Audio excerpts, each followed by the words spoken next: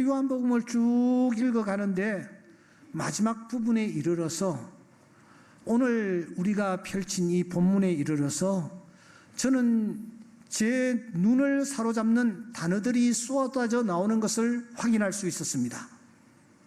그 단어들은 마치 밤하늘에, 캄캄한 밤하늘에 별들이 막 쏟아지는 듯한 그런 느낌이었습니다. 여러분, 어떤 단어가 쏟아져 나왔습니까?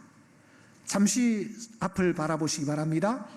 20절에 보시면 그 제자가, 그는 묻던 자들아 라는 단어들이 20절에 나타납니다. 도대체 누구를 가리키는 대명사입니까? 21절을 보시면 이에 베드로가 그를 보고 이 사람은, 여기에 대명사가 등장하는데 여기에 대명사는 도대체 누구를 가리키고 있습니까? 22절을 보십시오. 내가 올 때까지 그를 머물게 하고자 할지라도 그는 도대체 누구를 뜻합니까? 23절을 보십시오.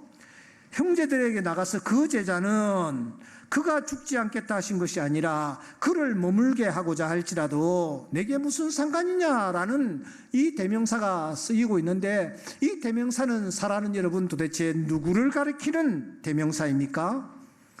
마지막 24절에 보시면 이렇게 마무리가 되고 있습니다. 기록한 제자가 이 사람이라 우리는 그의 증언이 참된 줄을 아노라, 이런 단어가 등장합니다.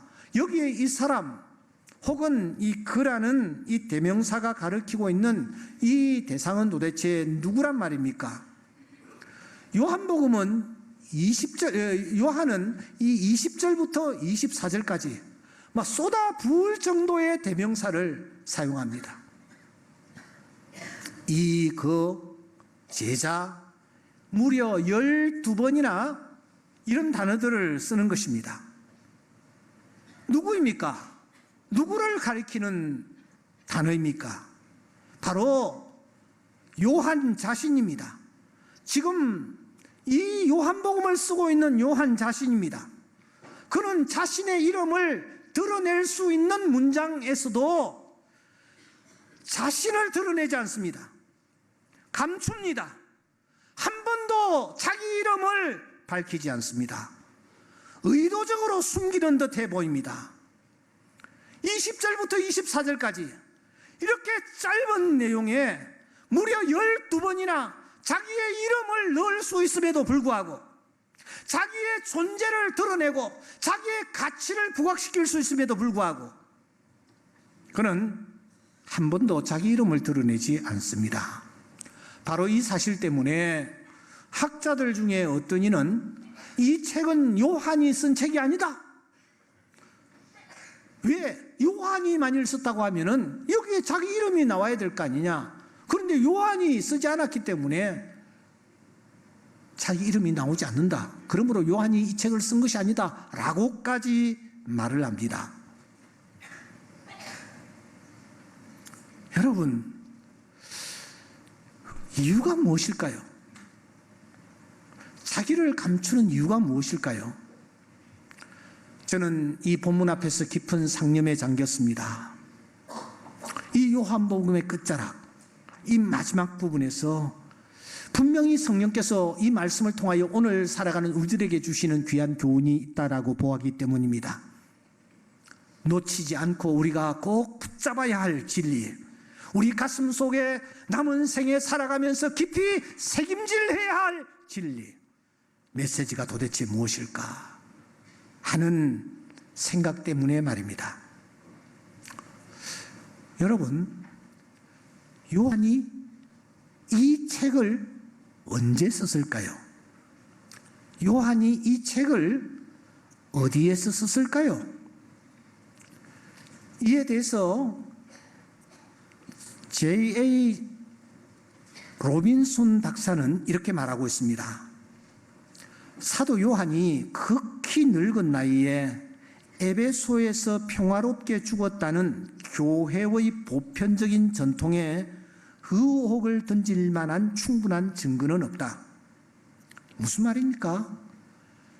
요한이 늙은 나이에 에베소에 있었다. 에베소에서 순교를 당한 것이 아니라 평화롭게 생을 마쳤다. 이 견해에 대하여 반대할 다른 어떤 의견이 없다, 그 뜻입니다. 그러니까 이 요한은 노후를 에베소에서 보냈습니다. 그리고 평화롭게 하나님 부름을 받았습니다. 이레니우스는 이렇게 말하고 있습니다. 바울이 세운 에베소 교회에는 트라얀 황제 때까지 요한이 남아 있어서 사도들의 전통에 참된 증인이 되었다. 이 이레니우스도 역시 요한이 에베소에서 살다가 그가 그곳에서 생애를 마쳤다. 그곳에서 에베소 교회를 지도하는 감독의 역할을 하다가 하나님의 부름을 받았다. 그렇게 말하고 있습니다. 요한이 에베소에서 목회를 하다가 생을 마쳤다라는 이 견해는 학계에서 굉장히 무게 있게 받아들여지고 있습니다. 그렇다면 여러분, 어떤 추론이 가능합니까? 사도 요한이 밤모섬에 유배를 갔습니다. 지중해 해안에, 지중해에 있는 섬이죠. 이 섬에 이제 유배를 갔습니다. 귀양살이를 하는 것입니다. 그때 그는 혼자였습니다. 아무도 없습니다. 그는 그곳에서 노후를 보내며 혼자 쓸쓸히 살다가 언제 세상을 떠나는지 모르게 세상을 떠날 신세가 되어 있었습니다. 요즘 고독사라는 이런 그 죽음들이 많이 회자되고 있는데, 워낙 이제 연로한 분들이 많다 보니까 그냥 혼자서 살다가 그냥 세상을 떠나는 거예요. 나중에 한참 있다가 어찌어찌 발견되는 경우가 아주 많습니다. 요한이 지금 그런 신세가 되어 있는 거예요. 쓸쓸하게 노후를 보내고 있는데, 여러분, 이 요한 앞에 어느 날 하늘 문이 활짝 열리는 것 아닙니까? 희한한 일이 그의 눈앞에 나타났습니다. 성경에 보면은 이 요한이 하늘이 열리는 경험을 했는데 11장 19절에 보시면 하늘에 있는 하나님의 성전이 열리니 성전 안에 하나님의 언약궤가 보이며 이렇게 말하고 있습니다. 요한이 하늘문이 열리는 놀라운 광경을 바라보고 있는데, 세상에 단순히 하늘문이 열리는 정도가 아니라 하늘에 있는 성전문이 열리더니 성전 저 안에 있는 지성소의 문까지 열려 그 지성소 안에 안치되어 있는 언약궤까지 이 요한이 보는 것입니다. 성경에는 하늘이 열리는 경험을 한 사람들이 몇몇 있습니다. 우시야 왕이 죽던 해에 이사야라는 선지자가 하늘 문이 열리는 놀라운 경험을 합니다. 천사가 나타나 두 날개로는 얼굴을 가리고 두 날개로는 자기 발을 가리고 두 날개로는 날면서 하나님께 영광 돌리는 놀라운 광경을 그가 체험하게 되죠. 그때 그는 자기도 모르게 자기 입술을 가리면서 화로다 나여 망하게 되었도다. 내가 입술이 부정한 사람이었구나.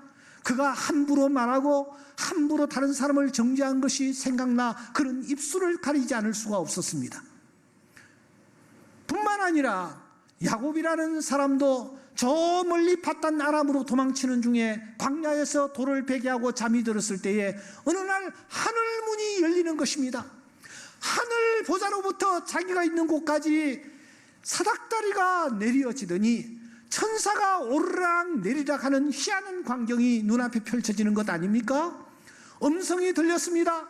내가 너와 함께해서 내가 어디로 가든지 너를 지키며 너를 이끌어 이 땅으로 돌아오게 할지라. 내가 네게 허락한 것을 다 이루기까지 너를 떠나지 아니하리라.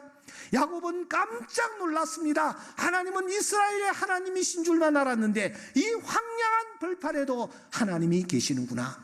그는 자다가 돌을 베게 하였던 돌을 세우고 기름을 붓고 하나님 앞에 제사를 드리지 않았습니까? 스데반이라는 사람이 원수들에게 둘러싸여 그들이 던지는 돌에 맞아 지금 짓이겨지고 있습니다. 온몸이 피투성입니다. 그런데 이런 스데반 앞에 하늘 문이 열리는 것입니다. 스데반은 그때 자기의 고통도 잊은 채 소리칩니다. 보라, 하늘이 열리고 인자가 하나님 우편에 서신 것을 보노라. 저 포로로 붙잡혀갔던 에스겔 앞에서도 그가 그발강에서 운하 작업에 참여했을 때에 하늘 문이 열리는 놀라운 경험을 하게 됩니다. 하늘 문이 열렸다라는 것은 무엇을 뜻합니까? 하나님의 영광을 본다. 하나님의 음성을 듣는다. 하나님의 인도하심을 받는다. 하나님의 보호하심을 받는다. 하나님의 축복을 받는다라는 뜻인 줄 믿습니다. 오늘 이 예배에 참석한 여러분들에게 하늘 문이 열리는 놀라운 은혜가 있기를 주의 이름으로 축원합니다. 축원합니다. 축원합니다. 하나님의 영광을 보기를 원하는 자, 하나님의 음성 듣기를 원하는 자, 하나님의 인도하심을 받기를 원하는 자, 하나님의 보호하심을 받기를 원하는 자, 하나님의 축복을 덧입기 원하는 자, 하늘 문이 열리면 이런 놀라운 일들 나타날 줄 믿습니다. 그런데 이 요한 앞에는 단순히 하늘 문이 열리는 정도가 아니라 저 안에 지성소까지 열리는, 활짝 열리는 그런 놀라운 일이 그 눈앞에 펼쳐진 것입니다. 그래서 저는 요한계시록 11장 19절을 제일 좋아합니다. 왜냐하면 제 생일하고 똑같기 때문입니다. 그래서 이 말씀을 놓고 기도합니다. 요한 앞에 하늘문을 열어주시던 주님이시여, 내 앞에도 하늘문 열어주시옵소서. 하나님께서 그런 기도를 들으시고 응답하여 주실 줄 믿습니다. 하늘문이 활짝 열린 이 요한이 드디어 하늘나라를 보게 됩니다. 그가 본 하늘나라는 어떠했습니까? 요한계시록 21장 1절과 2절에 보면은 거룩한 성 새 예루살렘이 하늘로부터 내려오는데 신부가 남편을 위하여 단장한 것 같은 말로 표현할 길이 없는 영광스러운 모습이 그의 눈에 나타났습니다. 하나님은 무엇을 하고 계셨습니까? 하나님은 모든 눈물을, 사랑하는 자녀들이 흘린 눈물을 닦아주셨습니다. 사망이 다시 없고 애통하는 것이나 곡하는 것이나 아픈 것이 다시 있지 아니한, 처음 것들이 다 지나간 그런 놀라운 경험을 하게 됩니다. 뿐만 아니라 그 하늘나라는 해나 달의 비침이 쓸데가 없었습니다. 왜냐하면 하나님의 영광이 비치고 있었기 때문입니다. 더 나아가 그 강 좌우에는 생명나무가 있었습니다. 이 생명나무는 12가지의 열매를 맺고 달마다 열매를 맺었습니다. 잎사귀까지도 만국을 치료하는 데 쓰이고 있었습니다. 밤이 없었습니다. 등불과 햇빛이 쓸데없었습니다. 주 하나님이 그들에게 비춰주셨기 때문입니다. 무엇보다도 인상적이었던 것은 24장로들의 모습입니다. 24장로들이 보좌에 앉으신 하나님 앞에 영광을 돌리는 것입니다. 관을 보좌 앞에 던지면서 말합니다. 우리 주 하나님이여, 영광과 존귀와 권능을 받으시는 것이 합당합니다. 주께서 만물을 지으셨기 때문입니다. 만물이 주의 뜻대로 있었고 또 지으심을 받았습니다 하며 하나님께 영광을 돌리고 있습니다. 더욱 그의 눈을 사로잡은 것은 14만 4천 명의 무리들이었습니다. 이들이 종려가지를 들고 어린 양 보좌 앞에서 어린 양을 향하여 영광과 찬송을 올리며 이렇게 노래하는 것 아닙니까?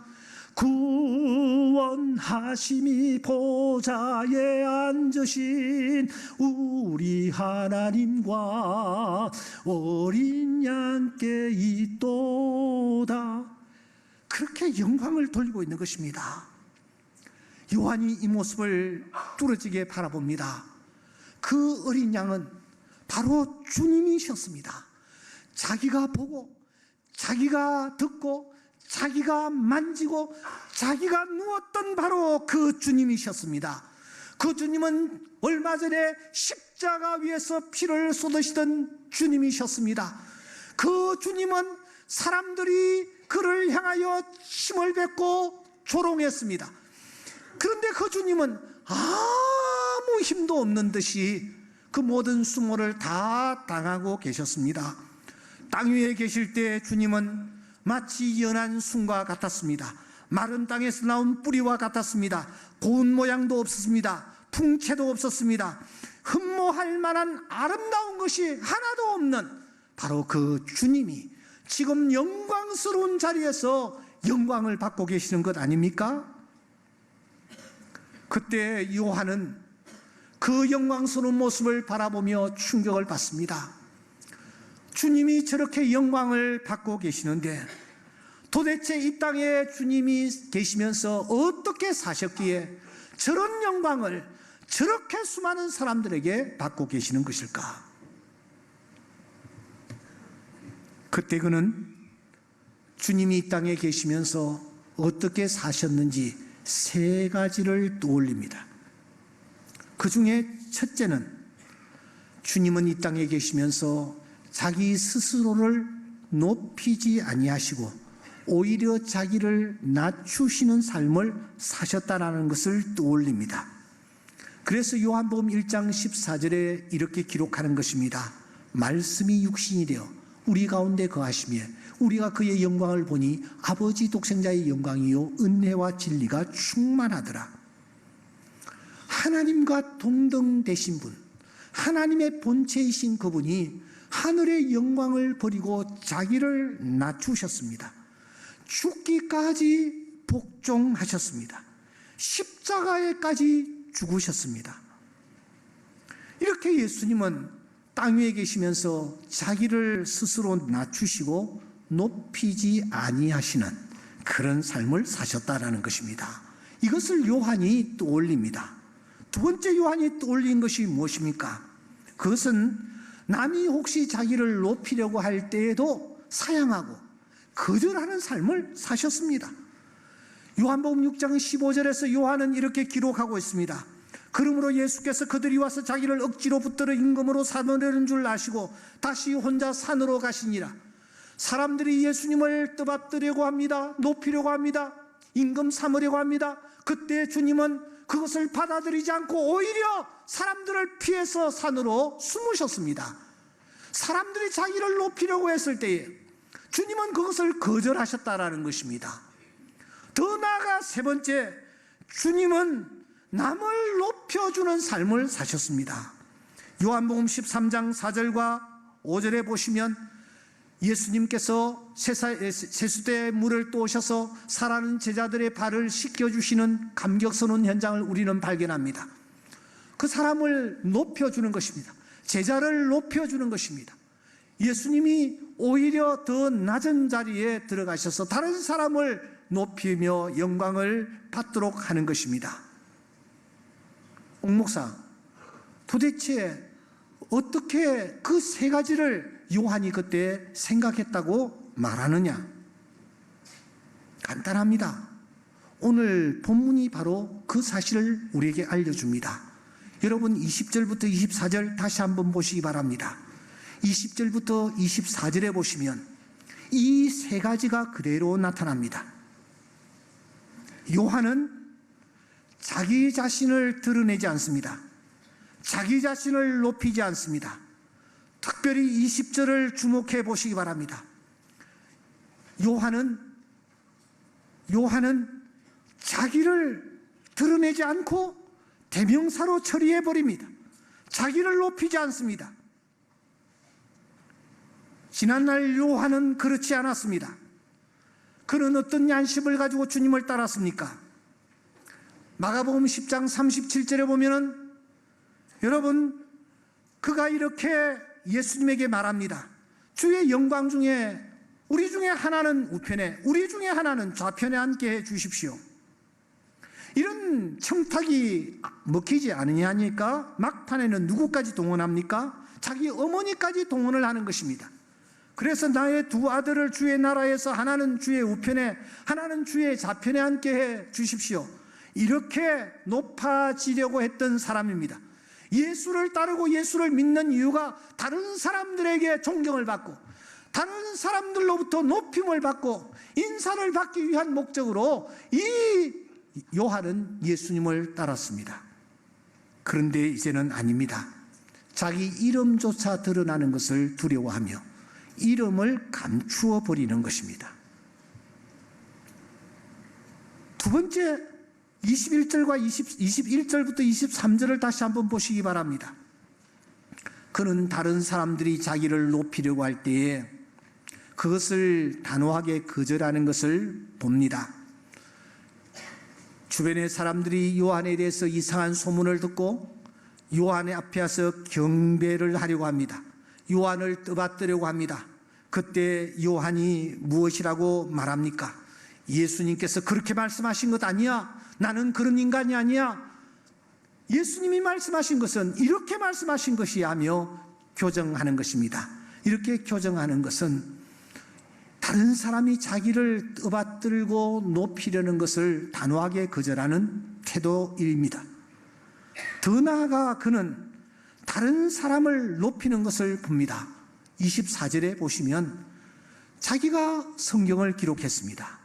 그런데 우리가 증인이라고 말하고 있습니다.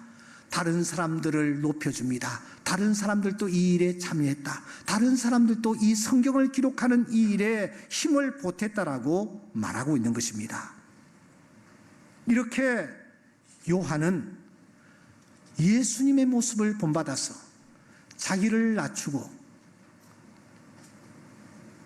예수님을 본받아서 다른 사람이 자기를 높이려고 할 때도 그것까지도 사양하며 거절하고 예수님을 본받아서 다른 사람들을 높이는 그런 자세를 가지고 살다가 에베소에서 하나님의 부름을 받은 것을 우리가 확인할 수 있습니다.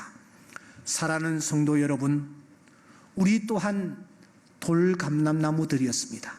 이런 우리가 참 감람나무이신 예수님께 지금 접붙임 바 되었습니다. 여러분들은 어느 정도 참 감람나무의 모습을 여러분들의 삶 속에 구현해 가고 있습니까? 보좌에 앉으신 주님, 그 영광을 받으신 주님은 자기를 철저하게 낮추는 삶을 살아가셨습니다. 자기를 드러내지 아니하셨습니다. 나는 어떻습니까? 나는 신앙생활하면서 내 자신을 드러내고 자기 존재의 가치를 부각시키며 신앙생활을 하고 있지는 않습니까? 주님은 자기를 낮추셨습니다. 그 주님의 모습을 본받아 이 요한도 자기를 숨기고 낮추었습니다. 예수님은 다른 사람이 자기를 높여주고 자기를 경배하려고 할 때 오히려 그것을 사양하며 거절하셨습니다. 그 모습을 본받아 이 사도 요한도 자기를 낮추고 오히려 다른 사람이 자기를 높이려고 할 때에 사양하며 거절하는 하루하루를 살았습니다. 뿐만 아니라 예수님은 다른 사람들을 높이고 격려하는 그런 삶을 살았습니다. 이 모습을 본받아 오늘 요한도 다른 사람을 높이고 다른 사람을 격려하는 그런 삶을 살아갔던 것을 우리가 확인합니다. 사랑하는 성도 여러분, 이제 말씀을 맺겠습니다. 오늘 18절에 보시면 중요한 말씀이 하나 나타나지 않습니까? 내가 진실로 진실로 내게 이르노니 내가 젊어서는 스스로 띠띠고 원하는 곳으로 다니거니와 늙어서는 내 팔을 벌리리니 늙어서는 내 팔을 벌리리니 팔 벌릴 날이 곧 옵니다. 언제 하나님이 우리를 부르실지 알 수 없습니다. 그때는 우리가 팔을 벌려야 합니다. 쥐고 있으면 벌려야 합니다. 안고 있으면 펴야 합니다. 팔을 벌려 우리가 주님처럼 살아가기를 힘쓸 때에 주님께서 우리를 당신의 품에 안으시고 영광스러운 자리에 앉혀 주실 줄 믿습니다. 그날을 바라보며 믿음의 경주를 경주해 나가는 주의 귀한 자녀들 다 될 수 있기를 주의 이름으로 축원합니다.